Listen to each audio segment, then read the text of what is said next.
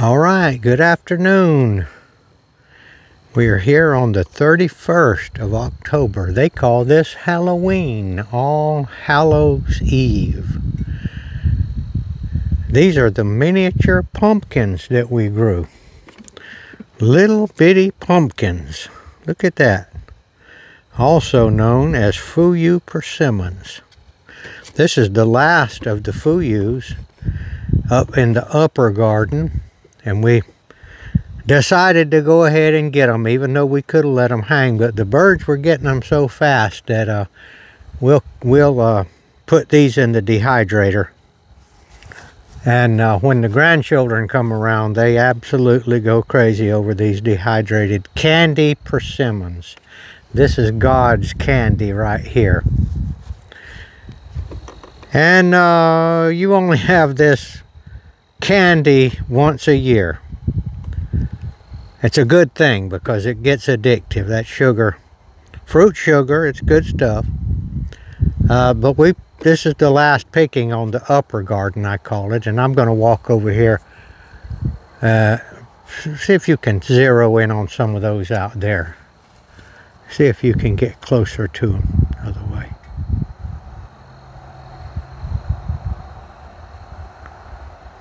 Again. There we go. Those are some out there. I call this the lower garden. We've actually got more trees out here. And lots more that we're going to be grafting this winter. I will tell you, this is my gardening show, and I'm going to tell you this right now, and I'm very certain about this. You need to go ahead and get it on with your fruit tree plantings, especially fruit trees, because the years will go by and you'll look back and say, you know, I was thinking about doing that 5 years ago and I haven't done it. Well, if you did it 5 years ago, you'd be picking fruit on it today. So I'm going to encourage you to get with the program. And I really recommend persimmons. They are easy. It's one of the trees that just makes fruit. And down into the panhandle of Florida, through South Georgia, Middle Georgia, North Georgia, Tennessee. I don't know how far north they'll grow, but it's a fantastic fruit to grow. All right, gonna finish up planting the garlic that we left off the other day, and maybe I'll do some persimmons. I think I brought the persimmon seed out here, didn't I? Yeah, this is the persimmon seed here. So we have to get the rootstock.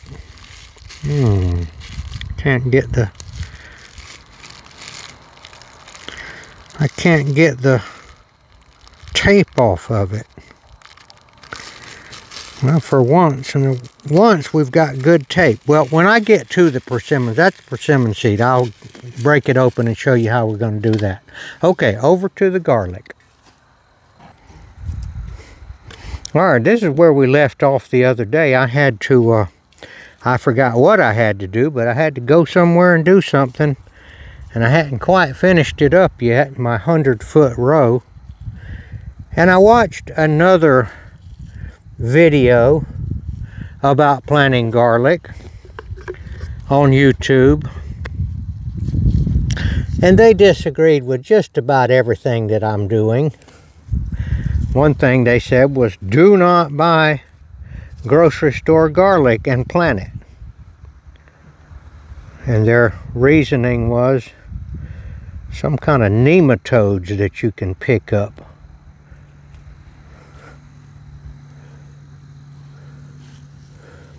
And introduce into your garden.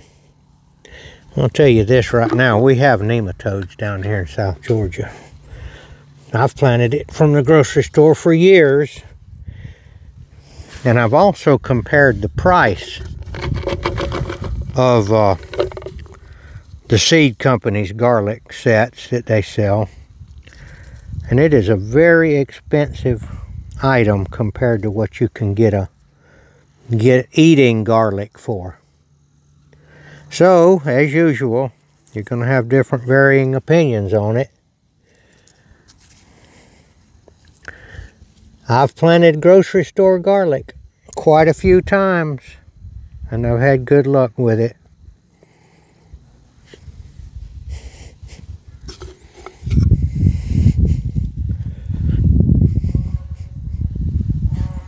I don't see why the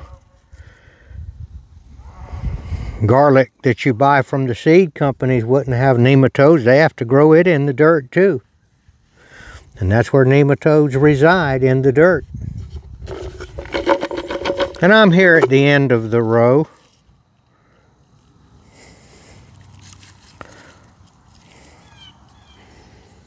Plant the bigger ones down here. And yes, somebody said if you plant bigger cloves, you'll get bigger plants. Well, that's makes common sense. You will. All right, that's my first 100-foot row of garlic. Now, I'm going to do something probably I'm going to regret. I'm going to taste this garlic raw.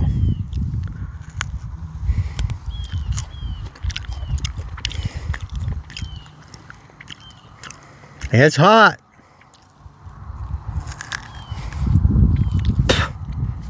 Whoops, I dropped it. Here's a nice little one right here. I'm going to eat that one right there.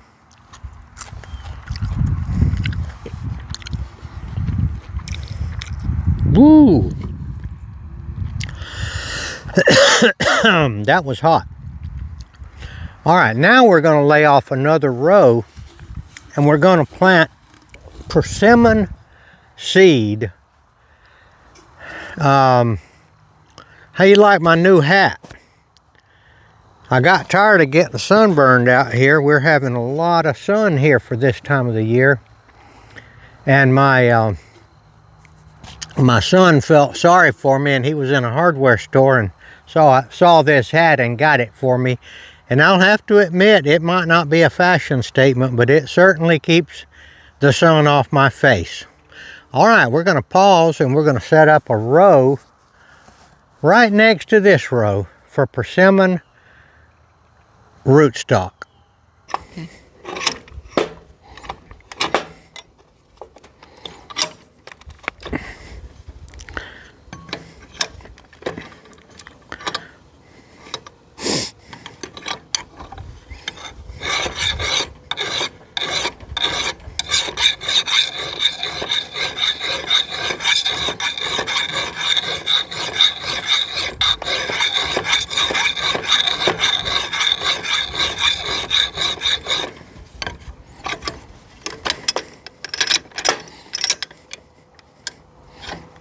I carry a little bit of everything on this wagon. One of the hardest things that I have trouble with is keeping a good file dry.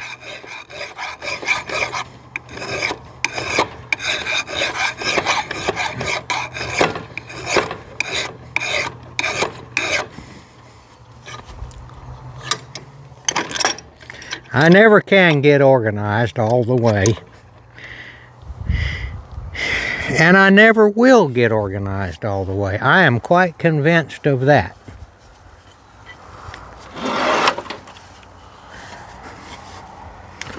I have known some neat freaks in my life.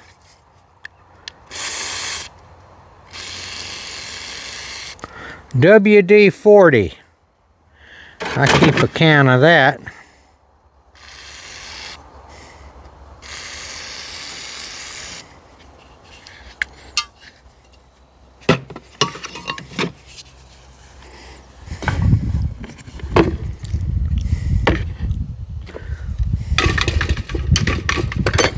So I got this little toolbox the other day. It's a Craftsman. It's a kind of a cheap one, but I put a board in the bottom of it.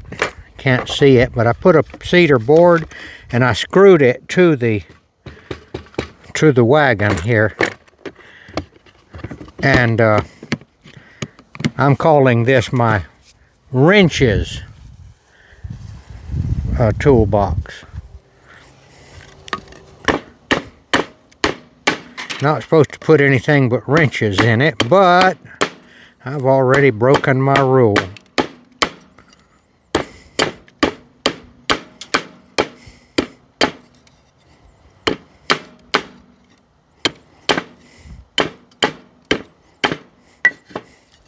Alright, that's what I'm doing to get ready to lay this row. Plant these persimmon seed, and I will get back to you in just a minute. Alright, here's our bag of persimmon seeds. Now these we ate from various wild persimmon trees that we ran into, and we would clean the seed off with our teeth, you know, till they would, you know, eat the persimmon. And maybe some teeth marks, not strong, they, you know, and it kind of breaks the surface of it. I think that makes them come up better. And then we dried them on the counter. I have planted them straight from my mouth, and they do fine too, and that's how nature does it, honestly. Also, nature sends them through birds' digestive system. I used to have a, well, still do have a bunch of, I only have one emu left, but I had a bunch of emus in one of these fields up here where there was a persimmon tree. They ate it.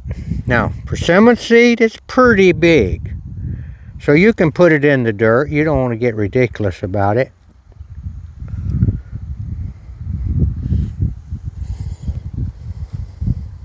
I'm putting these about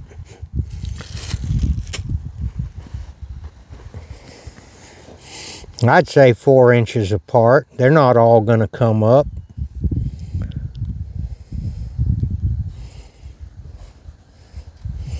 One thing I do know about them is that they transplant very well. So we're not going to be growing persimmon trees here in this row here. We'll wait till they get up about that big, and then we'll pull them out of the ground and transplant them somewhere else.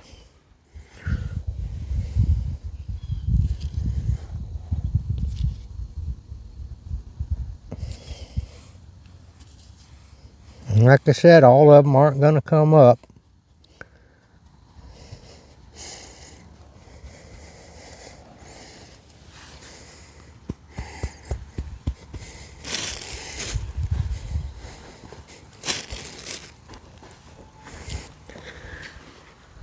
Now, like I said, if you're going to try to be homesteading, you don't need to be waiting on anything.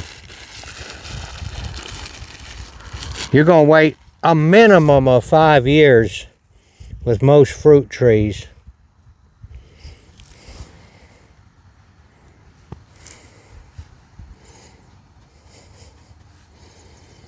And it seems like forever waiting on that first fruit.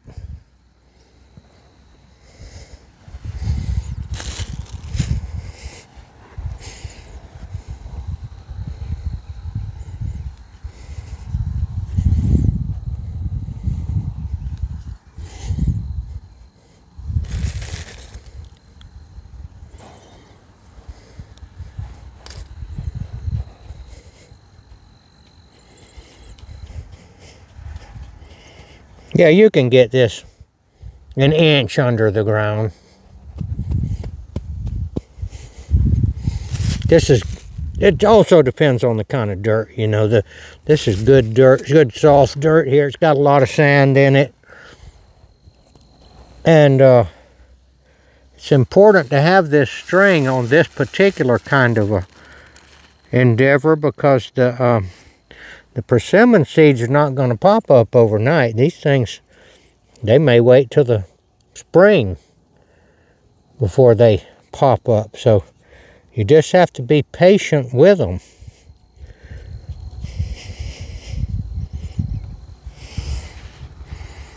And that's why the string has got to be here. You don't want to lose this where they are, or you'll mess around and run your tractor over it or your rototiller and Bury them. Kill them.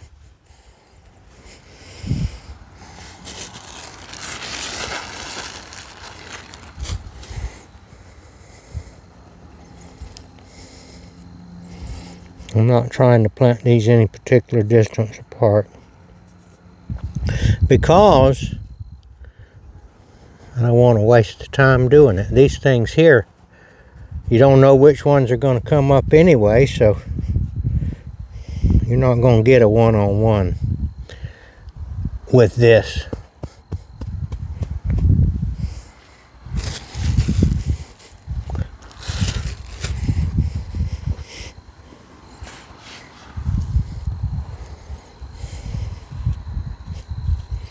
But when you plant a seed, if you plant enough of them, some of them are going to come up. And that's the way it is with the Word of God. If you plant a seed and you just keep on planting it, some of it's going to take. You might witness to somebody. I witnessed to a guy today that I met, and I have no idea if that seed is going to take and sprout or not.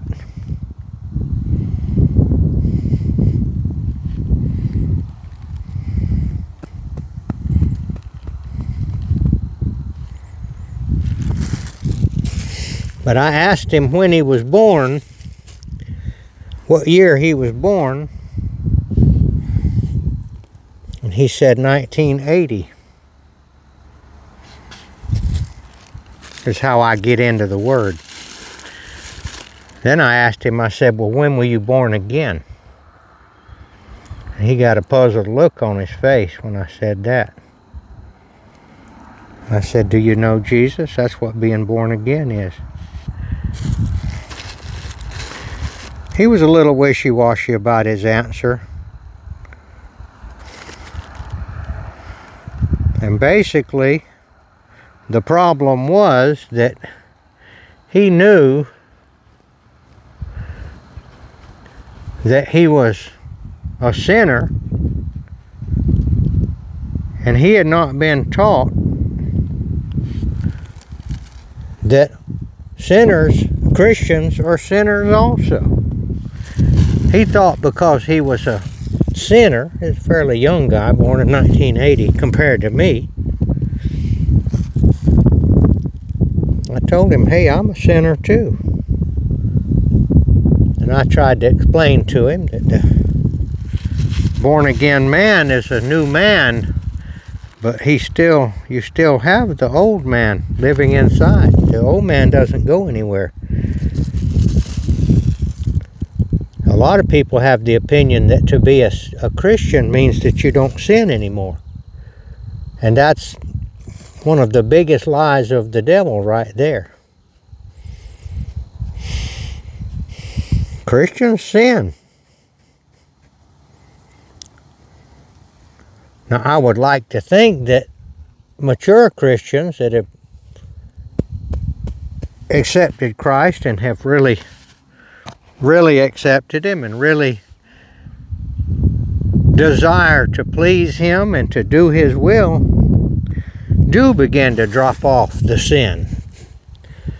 Get out of those situations that you're not proud of, whatever it might be.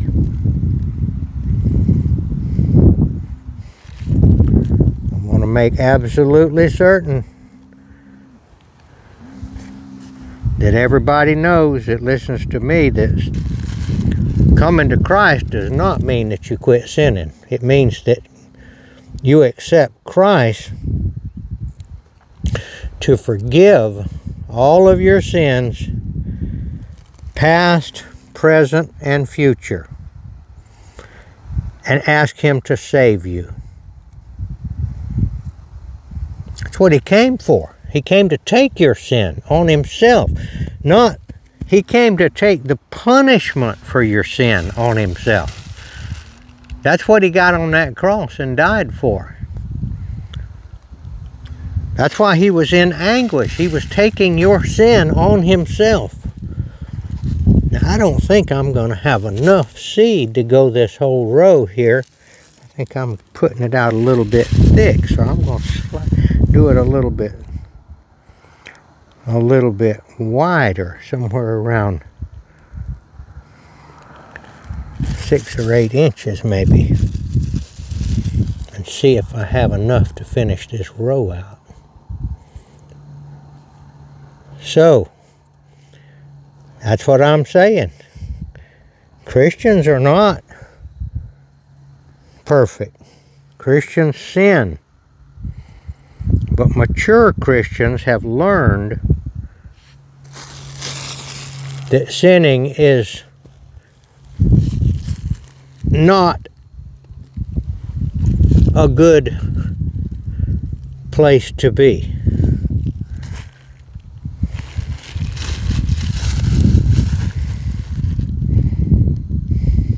That's why a lot of people hesitate to confess Christ, because they think that that means they have to all of a sudden be good and not sin anymore.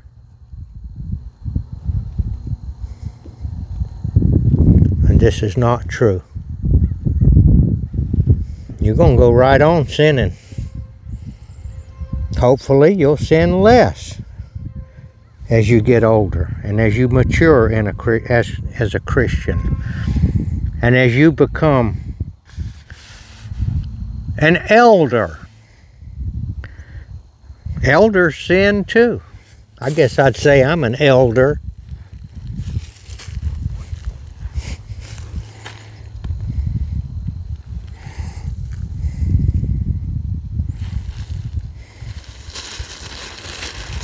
But I sin every day.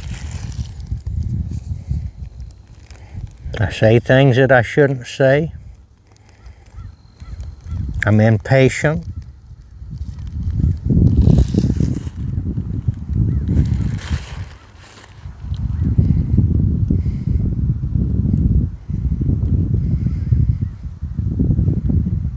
Fail to trust Jesus. Worry.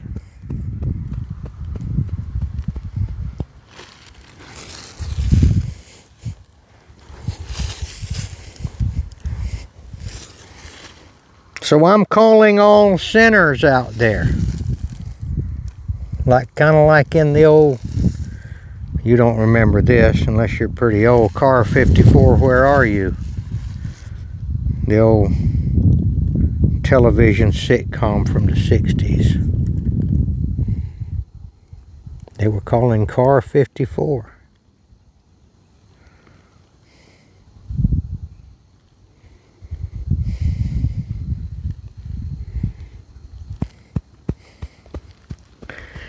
Tootie and Muldoon were the characters in there. And the one of them was the guy that played Herman Munster. I forgot his name. What a great actor.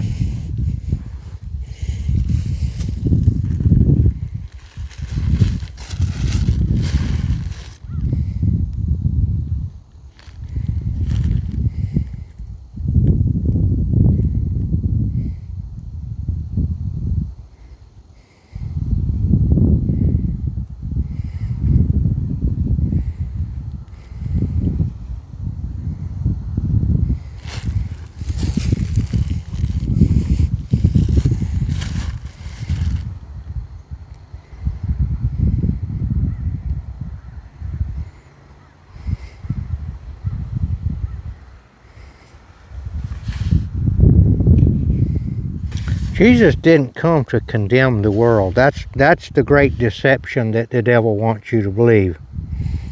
And that's what's keeping a lot of you from coming to Christ, is that you think that you've got to be good. You can't do it.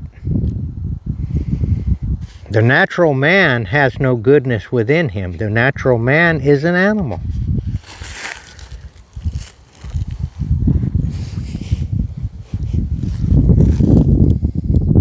lot of people are surprised to learn that we're animals. Now, we are a higher animal. Now, I'll admit that. We're a higher order of animals. We are definitely the highest form of animal. But we are nevertheless animals. We are, I think it's the order of mammalia. And that means that our females give milk, mammalia, mammals, to their young.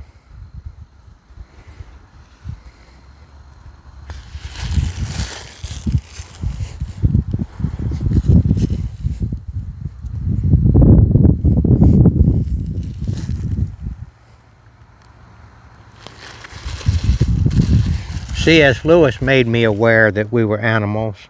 I forgot which of his books it was in. I think it might have been Mere Christianity. When he said, you can neither have a very good cow or a very bad cow. A cow can't be good or bad.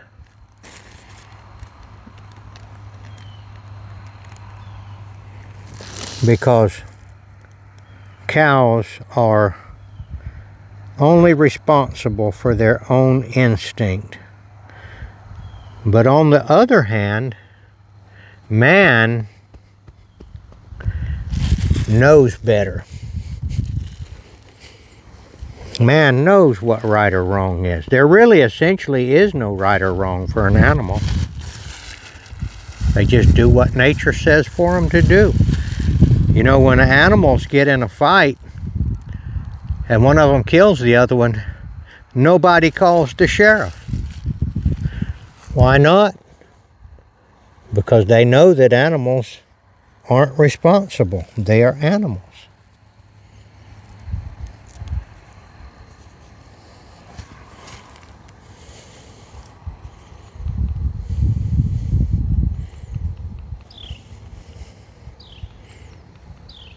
But when human beings kill each other, somebody calls the sheriff. And they're charged with murder because they do know better.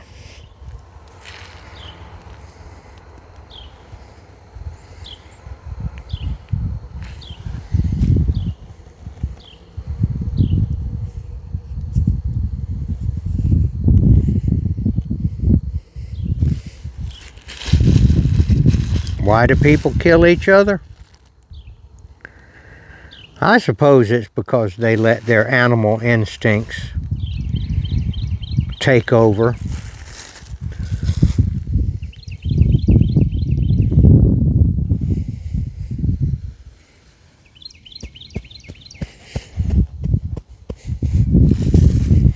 You know, Jesus can forgive you and will forgive you even for murder.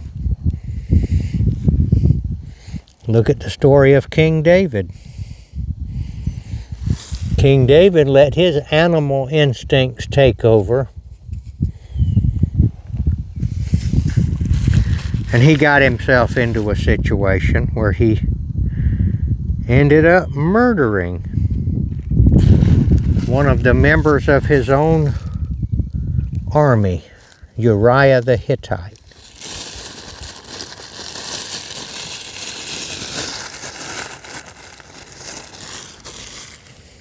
But God forgave David for that because David asked for forgiveness.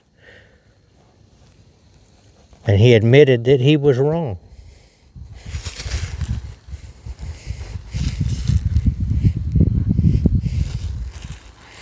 I say again, Jesus did not come to condemn the world. He came to save the world. To save the world from what? To save the world from their sin that they were definitely going to commit. They're going to do it because we're animals.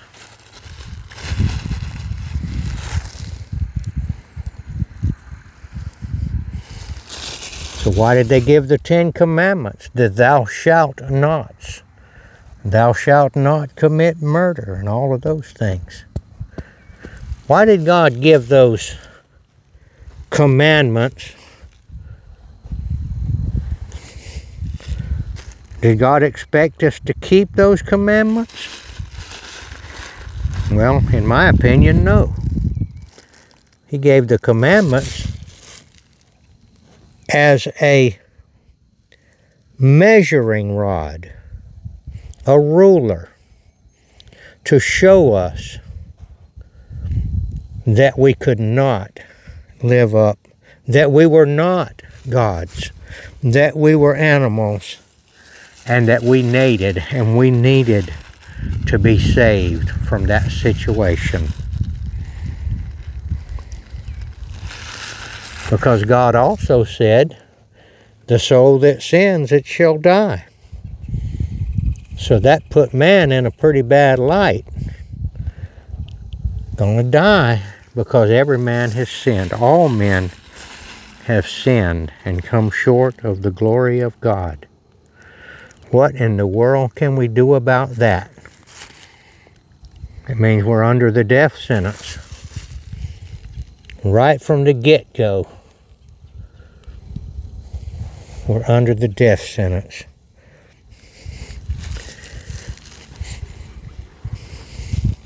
Well, that's what Jesus came to do. He came to straighten that out. He came not to condemn the world. The world was condemned already by the holy law that said, the soul that sinneth, it shall die.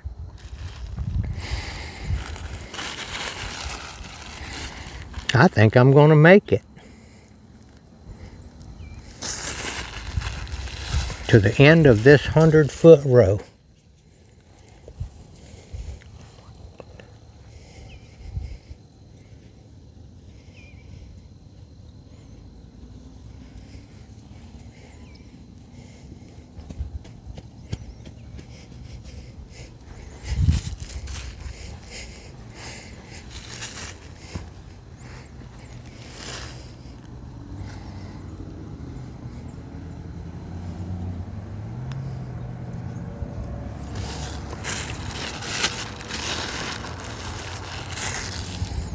So if you have not received Jesus and accepted his pardon, he pardoned you by taking your death sentence upon himself on the cross. That's what he did it for. That's what it means. That's what it's all about. But if you won't accept that, if you say, I don't believe in Jesus, it's the same thing as saying that I'm not going to accept his pardon. It's just like if you were, I guess if you were in traffic court and the judge fines you $1,000 for drunk driving or something like that, and somebody stepped forward and said, I'll pay that fine for him, and you said, I don't accept that. I don't want you to pay my fine for me. I don't know what would happen. That probably wouldn't ever happen, but it does happen in the case of Jesus. People say, I don't want Jesus paying my penalty for sin. I won't have it. I don't believe in Jesus anyway. Jesus was just a man, just like anybody else. Jesus didn't exist. It's a made-up story. I don't want him to save me. I'd refuse him paying my penalty. And guess what? Jesus is not going to make you accept that. He'll offer it. He's offering it to anybody. Anybody can take it up. Well, that's the story of Jesus and what his sacrifice meant. I think I touched on the old man and the new man. And there's the row of persimmons, and I've got it marked, P-E-R. And I'm guessing that I planted somewhere around 300 seeds there, maybe. And I will guess that between 50 and 100 will come up, and that we will be able to graft 100 persimmon trees from that. Lord willing, because when you plant seed, some of them are going to come up and some of them are going to make fruit. So the seed that I just planted here in the ground, some of them are going to come up. As long as I leave that string up and don't forget and run over it with my tractor. And the seed that I just planted in the mind of the ears of the people that were listening to me and the people that will listen to me in the future as this video goes forward, some of them are going to come up and sprout. Just like I said with this persimmon, it's very slow. You have to wait and wait for it, but that's why I got it marked. I'm probably going to tie some ribbons on these to really make sure that I know where they are. But some of these seed are going to come up and they're going to bear fruit. It's a law of nature, and it's a spiritual law that if you give people the words of Jesus as he instructed us to do, that they will not come back to you empty. All right, I enjoyed talking to you today and planting these persimmons, and I'm confident that some seed will sprout from this. All right, this is Gardener Israel coming to you from the garden, signing off.